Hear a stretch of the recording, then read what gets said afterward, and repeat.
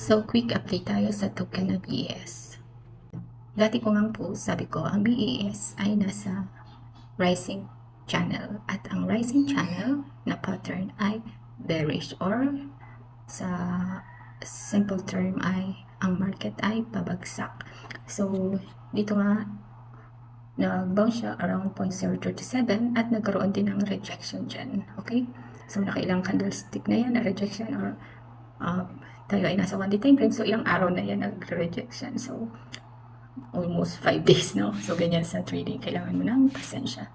And then, ngayon nga, yung support and resistance niya na minor ay kanyang nabutas. Okay? Sa around 0.031. Then, ngayon, ang price niya is playing around 0.030. Pero ang hinihintay talaga natin ay dumating siya dito sa around 0.027.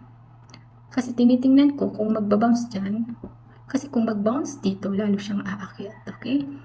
Then kung mabutas naman to, ang plan ko dyan ay mag-add tayo ng margin dahil ang profit pa lang natin ay nasa around $8 or 73% return of investment.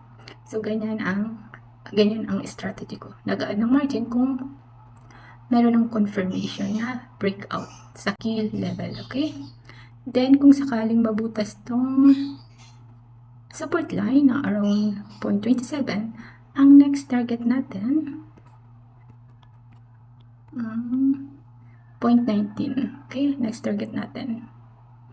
Then, pag hindi ito na-hold, ang next target natin ay around 0.013 or 0.014. Sa trading, dapat TP1, TP2, TP3. So, depende sa'yo. Sabi nga ng ating Vice President, dapat may Plan A, Plan B, at Plan C. What? Kasabi nga, if you fail to plan, you're planning to fail. Okay? Yun lang. Thank you.